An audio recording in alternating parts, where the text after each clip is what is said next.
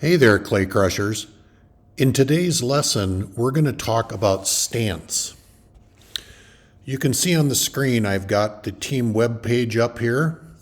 I'm going to go up here and I'm going to click on trap shooting lessons.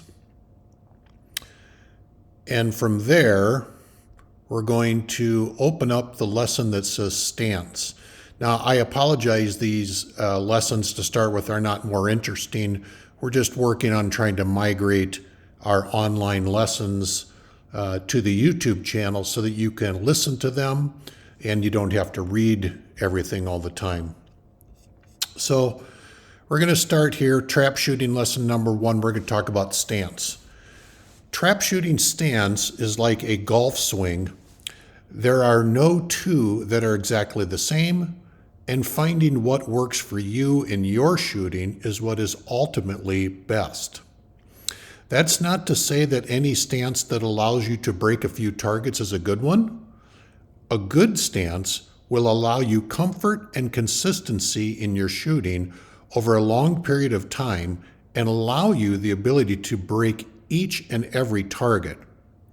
Although there are many good options, here are a few things to consider when developing your stance.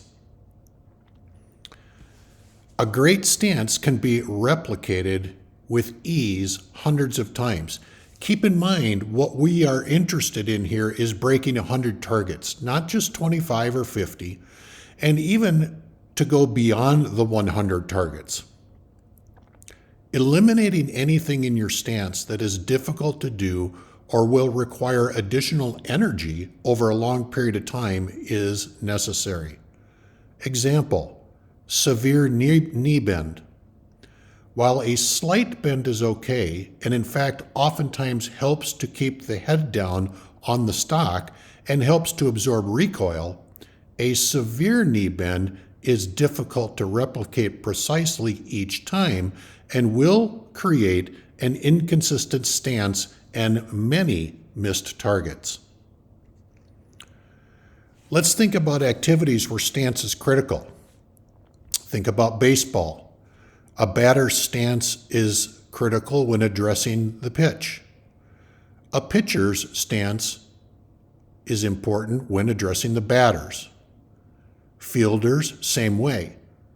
If the ball is coming towards them and they are not ready to move based on their stance, they may not catch the ball. Golf. There's a stance literally for every club, short range, long range, etc. Basketball, free throw shooting. Do you want to shoot with your feet even or staggered? And the list goes on. So many great athletes work daily to perfect their stance because they understand how critical stance is to their overall success.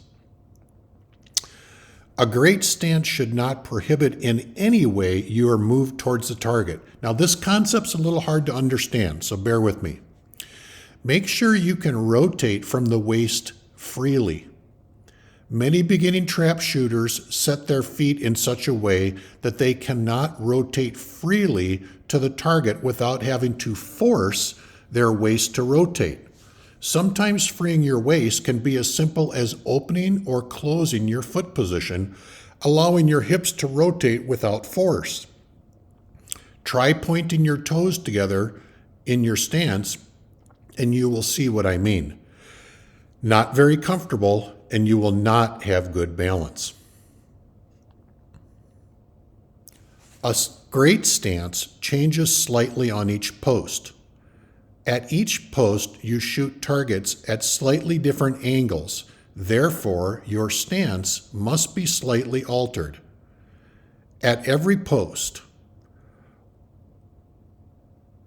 alternating your stance on each post should occur only with your feet, not with any part of your body.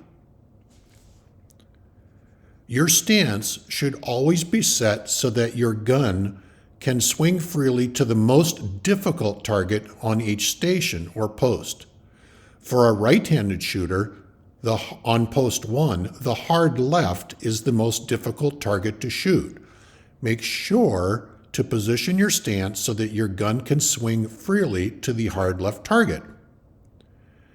It is vital to know what you want to do as you move from post to post. Good trap shooting starts at your base. A great stance starts at your feet. Your feet are your base. To maintain good balance, your feet should not be too close together, nor should they be too far apart.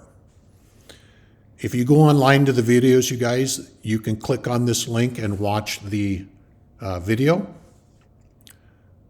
It's a good one, but just keep in mind that the person on the video is left-handed, therefore it's going to seem a little bit backwards. Okay, now, particularly important for you new athletes. This is what the trap field looks like. Up here you've got the trap house. You've got stations, posts, or pegs, however you want to define them. Post 1, 2, 3, 4, and 5. The orange arrows represent a basic line to the trap house. Now, the reason for this particular drawing is simply this. If you don't already know this, the trap machine, the trap throwers, are located in the center of the trap house. It's located right in the middle. A trap thrower throws targets at this 45-degree wedge on either side of the center line. Now, why is that important? It's telling you that there will never be targets that come in this space here. There will never be targets that come in this space here. The trap thrower oscillates from 45 to 45, right across this sweeping arc. It is set. So basically what happens is once it hits this line, it stops and it goes back over to this line and stops and goes back over to this line and can throw targets anywhere in between this line, but never over this line. The trap machine is also set to a particular height, okay? So every time a target comes out, not only will it only go to the right so far and only go to the left so far, but the height will always be consistent. Very important to understand. You can see, let's start right here on peg number 3. If I'm looking at the trap house from peg number 3, these are the angles that my targets will come out at. So I don't have to focus on this area over here, and I don't have to focus on this area here.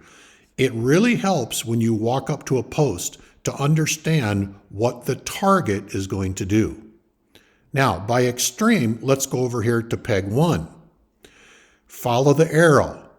On peg 1, you will have perceived straightaways. In other words, from here across this 45-degree line will be a straightaway from the perspective of post number 1.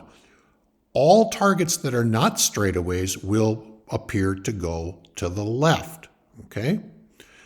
Contrary to that, on post 5, again, follow down the orange arrow.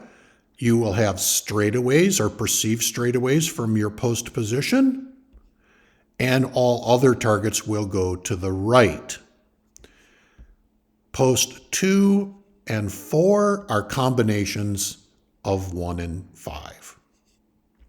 Now, let's talk about foot position. Here we have a diagram for right-handed and left-handed shooters. Now, this is a great chart to really think about. I want everybody here to memorize this and learn it. Here's the key right here. Now, we're going to talk about right-handed shooters. Here's the key. The center of your break zone right here, this line right here, that's the most important. That should be at 12 o'clock. In other words, it should be right in the center of the break zone. Now, going back here, center of the break zone. If I look at number 3 here, the center of my break zone is going to be exactly in the middle, meaning targets can go to the right and targets can go to the left, but they're going to do that equally. The center of my break zone on 1 is not the same, okay? Because I'm going to have straightaways and I'm going to have lefts. The center of my break zone is probably going to be just a little bit left of center here. Okay? Now, keep in mind, every time you walk up to a post, you want to have this imaginary line going to 12 o'clock. Think about a clock on the wall as it rotates around, okay? The 12 o'clock position should be right exactly where your break zone is for your target. From there, from that imaginary line, set your left foot at 1 o'clock and your right foot roughly at 2 o'clock, okay? So this is super important to try and conceptualize and start to memorize. Imaginary line to 12 o'clock, which is the center of the break zone, left foot at 1 o'clock, right foot at 2 o'clock. Now, opposite for the left-handed shooter. Still, we have the imaginary line going to 12 o'clock, but the feet are now at 11 and 9 or slightly 10. All right, awesome. Now, let's look at this diagram. This diagram helps you understand this concept, okay? Let's start at the top. We have our trap house. We have our angles, our target angles, which are 45 degrees. And we have, for this particular drawing, I just drew one break zone dot, okay? Now, trace that back. This is our imaginary 12 o'clock line. Comes right back down here to peg 3, okay? There's our black imaginary 12 o'clock line. You'll see that my foot is at 1 o'clock and my foot is at 2 o'clock. That's what we're looking for, okay? Now, go over here by contrast to peg 1. Here's our imaginary 12 o'clock line going to the break zone right up here. Follow it back, that's my 12 o'clock line. And you'll see again, my foot is at 1 o'clock and is at 2 o'clock. What I really want you to get out of this drawing, not only is that 12 o'clock reference to the break zone very important, but look at how the feet change as you move from post to post. Okay, here's post 1. Here's post 2. You'll notice that my footwork is starting to move towards the left. Here's post 3, post 4, and post 5. Look at the difference between 1 and 5. Now, it doesn't seem like too much on the drawing, and perhaps it won't feel like that much to you on the trap field itself, but what we're talking about here will allow your waist to move to your targets without impingement. In other words, without having to use a muscle to force your way through the target. Now, I might add that many of you are good enough athletes that you can sometimes force your way through a target. In other words, I call for the bird, the target goes, I start my barrel swing, and about 2/3 of the way through, I realize I didn't have my feet set correctly, and my hip starts to bind up a little bit, but my muscle immediately engages and pushes my shoulders and my barrel through the target, and I break the target as I want. However, remember this. We want to be able to do it consistently, time after time after time. So we want to be able to do that 100 times, which you won't be able to do because eventually your hip muscle will fatigue and you will not be able to get through the target as you desire, okay? Now, one more quick slide here to show you, and that is simply, this is what I was trying to relay to you earlier. This is the perspective from post 1. So back in this area, we're looking down at the trap house, okay? And you'll see that we have, there's the arc of the target. You see you have straightaways. This would be a perceived straightaway from this angle. And then all other targets will break towards the left. Now, don't confuse yourself. I'm not saying they're going to go exactly on this line. What I am saying is that from this perceived straightaway, there will not be any targets out here on post 1. And in terms of going to the left, there will not be any targets down in this area. Everything will be between here and here, okay? Now, think about a hold point or a reference point or a break point. If we want to move our barrel equally to whatever target comes out of the house, keep in mind, we don't know where the target's going to go. So a good target shooter will take this line and at the same height, they'll connect it with this line here and they'll split the difference. So this hold point for peg 1, where you want to start to hold your gun, is going to be slightly to the left. Notice there's the center of the house. You're going to be to the left of that center of the house. You're going to be up here. The reason for that, is so that you do not have to swing you can swing your barrel equally to both sides. If I start my barrel right here, it's an equal distance to the straightaway, and it is an equal distance to the left-handed target. And that's what we want. If we find our barrel too much to one side, then as I move to this target, it's going to feel very short. And if I have to move to this target, it's going to feel very long. So we're always seeking that middle area in which to hold our barrels. All right, that's what we have for now. Just to reiterate, stance is super important. You want to place your feet so that your hips move freely to each target, okay, as indicated by these red lines on this chart. And you always want to know what the target is going to do each time you come up to a house. Know your target possibilities, and that's kind of what we see with this 45-degree line here in relationship to the 5 posts for shooting trap. All right, thanks for listening. Focus on that footwork. Make sure you work on your imaginary 12 o'clock line and the 1 o'clock, 2 o'clock position with your feet, and you will acquire more targets easily. Have a great day, clay crushers.